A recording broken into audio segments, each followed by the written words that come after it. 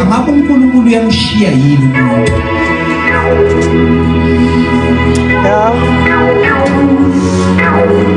Angabe uNkulunkulu uyamshiya yini umuntu. Yiko kungifikele ngoba uNkulunkulu akakwenza kuJesu. Nathi sithatha ukuthi uyakwenza kithi. So uJesu uyistandard, uyimeasurement. Esibona ngaye ukuthi uNkulunkulu usiphatha kanjani. So sesimangazo ukuthi uJesu esiphambanweni ezokwenza intando kaNkulunkulu. Uyakhala. Uyakhala uJesu. Entandweni kaNkulunkulu. Umemeza kwangathi kuphela konke. Ushabalala konke.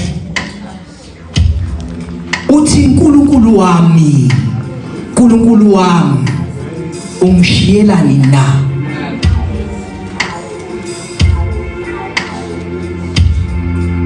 Lapho sibona isithombe sokuthi kwangathi uJesu unento akayitholayo uNkulunkulu naye.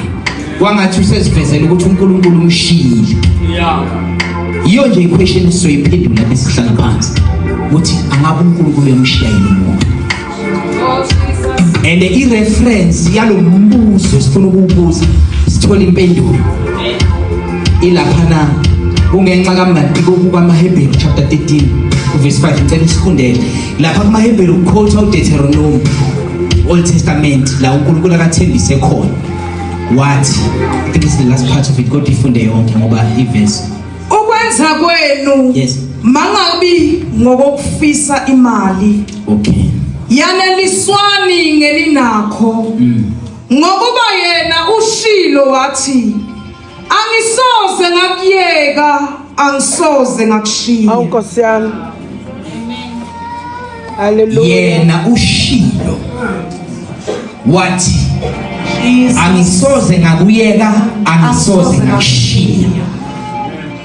Kodwa uJesu mayikhuleka uthi noma mayikhala ukukhala kwakhe kumkhuleka uthi uNkulunkulu wami umshiyelani na? So sesizophenya lelo daba ukuthi angabe umshile ngempela yini kanjani futhi emshiya ngoba uthembisile wathi angisoze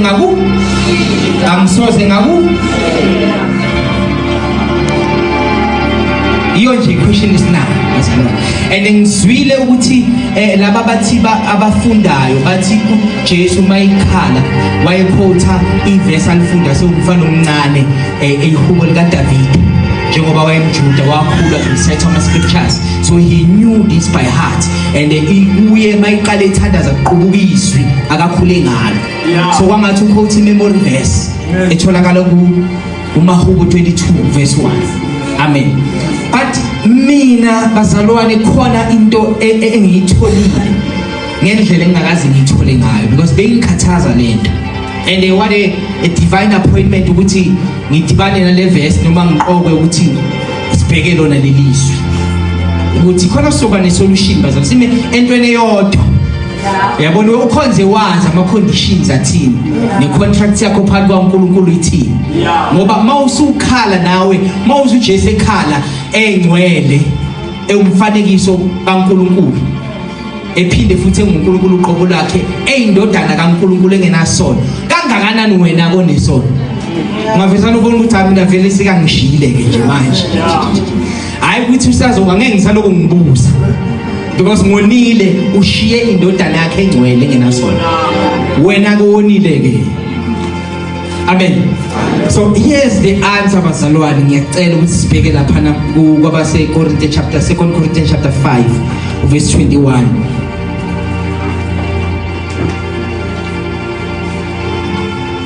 Ongasazanga isono. Yes. Wamenza isono ngenxa yethu.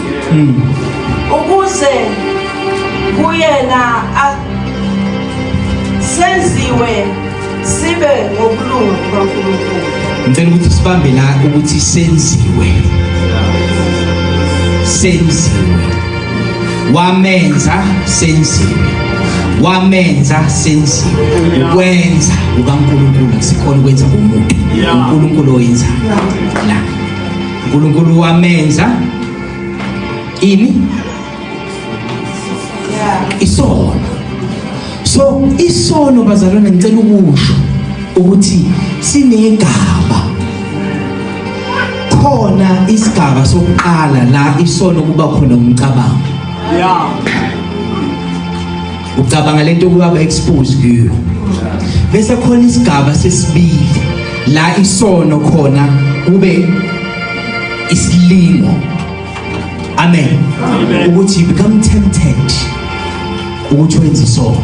That's number 2. Bese khona isigaba sesithathu la khona isono kuba isenzo. Amen. La ufike usenze khona wone wena. Bese khona isigaba sesine la isono khona siba injwayelo. Ngoba usakwasenza ngaphambilini waphunyuka.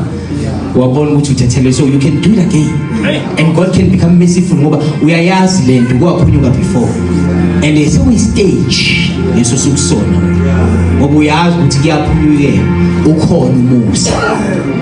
Ukuthi mawuswenze nje uphinde uthetheleke. Lapho sokuyi stage sokujwayela isono. Bese khona stage number 5 la isono khona uba isigqila saso wena. Ngoba sowusijwayele noma ungasafuni ukusenza kodwa uthola usenza. Wena usifuni sona siyakufuna. Wena awusifuni uyasibalekela sona siyakulandela. Umpostoli Paula kumaHebrew uthi siyathandela. Uthi let us strip off every sin that tells himself. Angathi ichaphisi moyinyathelile ubungahlosanga ukuthi uyinyathele kodwa lokhu ikulandela la ngaphansi kwesicathulo.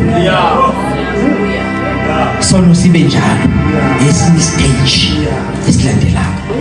Bese kusesekuleso stage khona la isono khona oba yiso wena. So uJesu mayiqala eba isono waye kula stage of sin. So that ezokwazi ukuthi noma ngabe kuhlula kangakanani into libe khona ithemba lokuthi ngakukhulula wena. So he had to become sin, because when you continue to sin you don't just sin but you become sin itself. And uNkulunkulu kula khona afika lahle khona isono hayi umuntu. But ngoba umuntu usephenduka isono sekulahleka konke. uNkulunkulu akamshiya umuntu kodwa ushiya isono.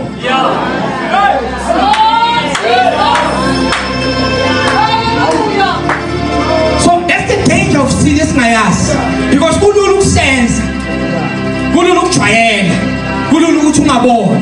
But ingozi yokuthi uthi mawusuphenduka isono uNkulunkulu akushiye, akashiyi wena uNkulunkulu, ushiya lesono osuyiso. So uNkulunkulu akashiya umuntu, uNkulunkulu ushiya isono. Okufanele uqaphele ukuthi ungabi isono.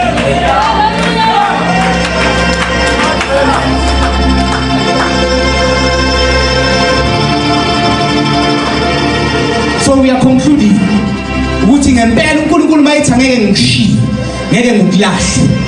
Uqinisile akakushiyi, akamlahli umuntu. uJesu wayizolanda thina ekuleni kwethu ukuthi abe ku last level lathi nesingathi masifika khona angathi akusena themba efike nayo.